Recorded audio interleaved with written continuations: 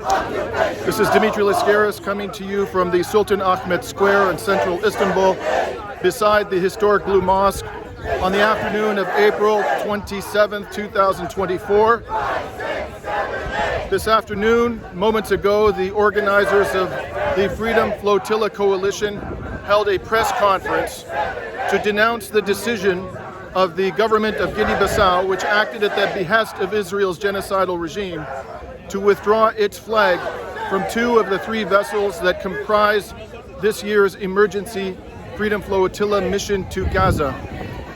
You're going to be hearing from the main statements of the organizers in a few moments. I'll be following the progress of this protest. Before heading back to Athens, we've been advised, the participants, that for the time being, because of the decision of the government of Guinea-Bissau,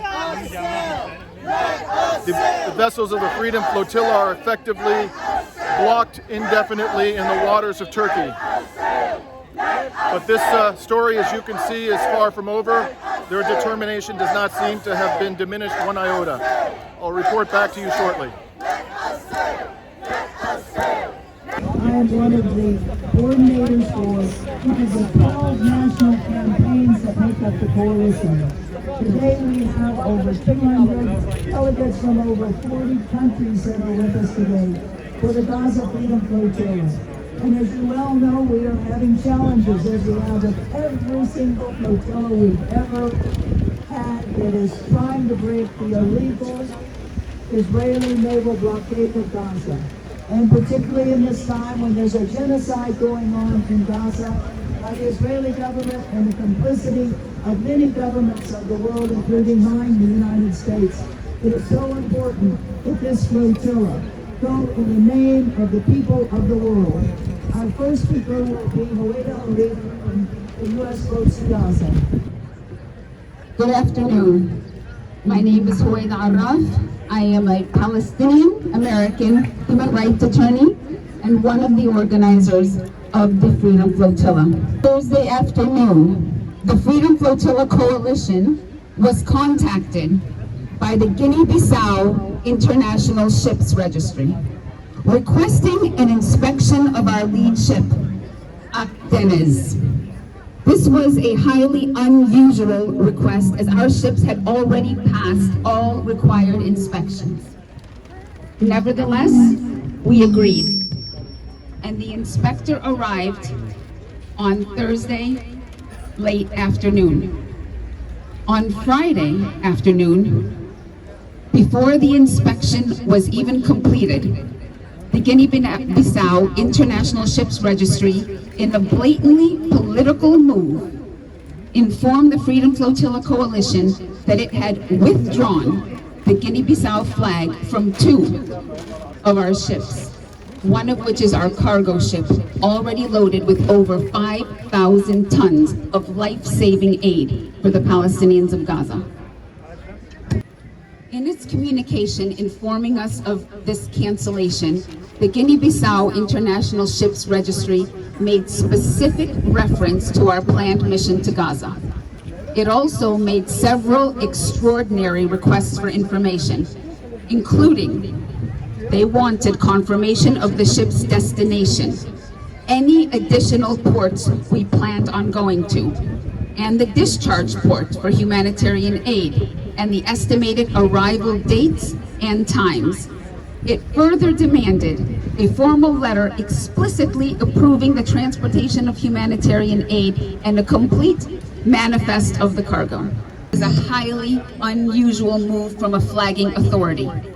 Normally, national flagging authorities concern themselves only with safety and related standards on vessels bearing their flag, and are not concerned with the destination, route, cargo manifests, or the nature of a specific voyage. Just like when you register a car, the authorities don't ask you every place you are going to go with that car. Sadly, the Republic of Guinea-Bissau has allowed itself to become complicit in Israel's deliberate starvation, illegal siege, and genocide of Palestinians in Gaza. Israel is showing the world the extent to which it will go to deny Palestinians the aid they need to stay alive, in direct contravention of international humanitarian law, UN Security Council resolutions, and 2 orders of the International Court of Justice. Israel is only allowed to get away with this because we have an international order where law does not apply equally, where people are not valued the same, and where supposedly might equals right. The United States has hijacked international law and is even violating its own laws in order to protect Israel at every turn. A leaked US aid memo states that famine in Gaza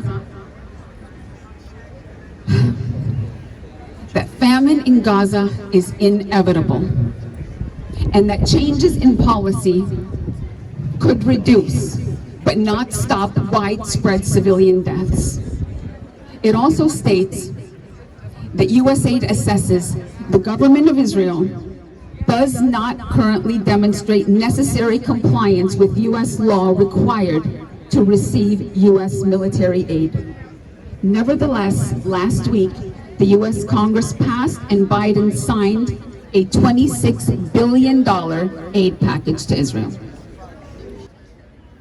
It is this kind of naked impunity over decades that has brought us to this point where Israel can carry out a genocide that includes a public declaration by its leaders that it is going to deliberately starve children. And not only does it not face consequences, but it is also able to involve a majority of the world government in its crimes. While our governments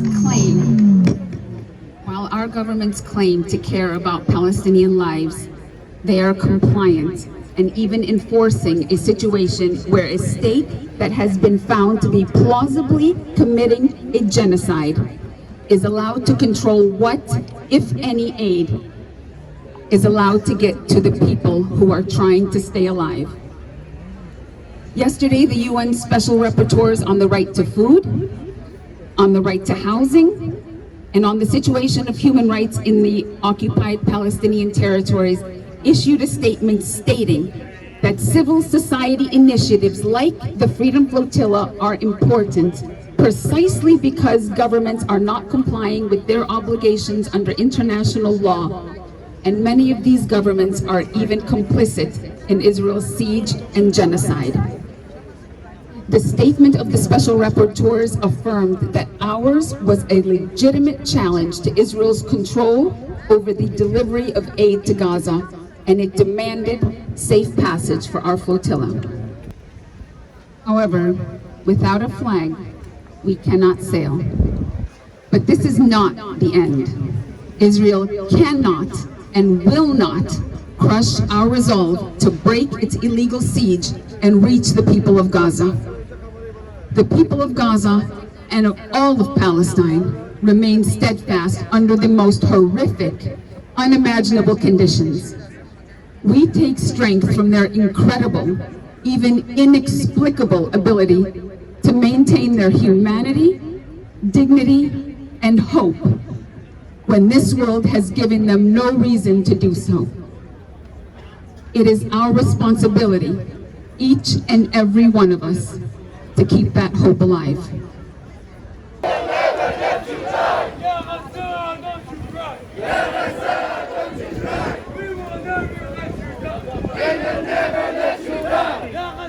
Wipe your tears!